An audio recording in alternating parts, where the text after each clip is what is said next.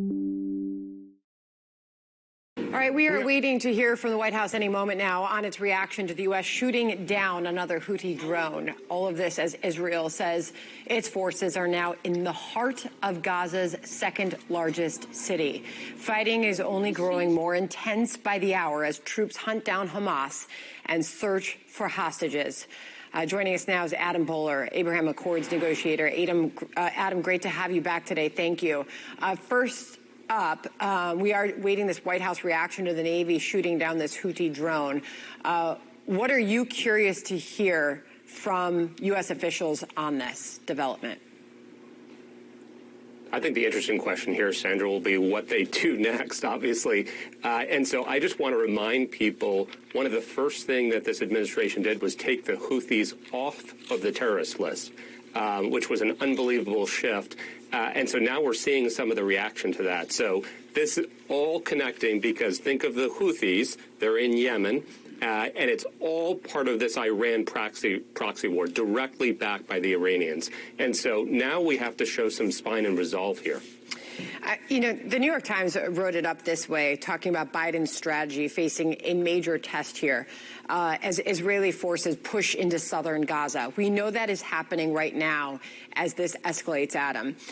It states that while the president has backed Israel's right to defend itself since the Hamas terrorist attack, his team has increased the pressure to minimize civilian casualties in Gaza. What is your takeaway from how you see the White House proceeding based on that?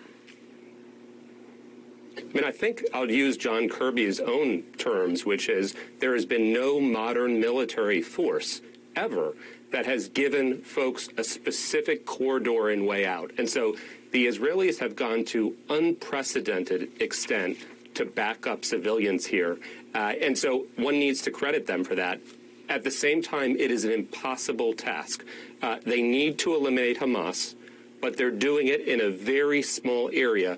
The good news, Sandra, is they're making some really good progress. I saw the reports that came out a few hours ago around eliminating about half of Hamas commanders. That's a pretty good shot within 2 days. So I'm encouraged by that progress. I'm glad to hear you say that.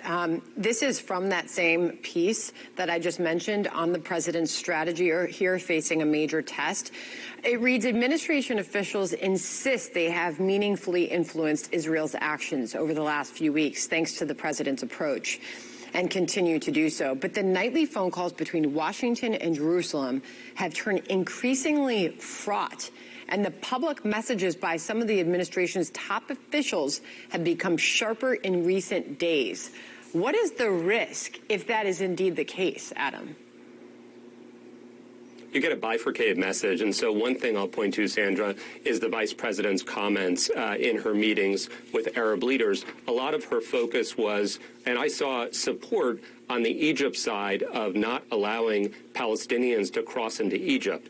And that was done under the guise of perhaps they would leave and then, Israel would reclaim the land, et cetera. That's not correct. The reason that Egypt doesn't want Palestinians passing through the border is they don't want the problem. And this is historic. It's always been like this, which is everybody wants to complain about the Palestinian problem in the Arab world, but they don't want the problem themselves. And so it's actually Israel that is looked on to take care of the problem. And the analog I'd make is, what if the United States were to take care of a terrorist problem or enemy of ours? All really interesting stuff. As we await to see what happens next with these hostages, there are doctors who are treating these freed hostages. They're revealing what they are calling unprecedented abuse, Adam.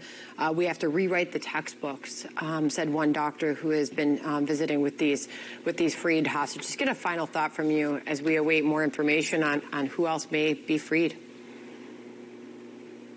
I think right now we need to keep those hostages in our thoughts and our prayers and not forget what happened, not forget that Hamas is the reason why we're in this situation. It's the reason why the Palestinians are in this situation. So let's not forget that.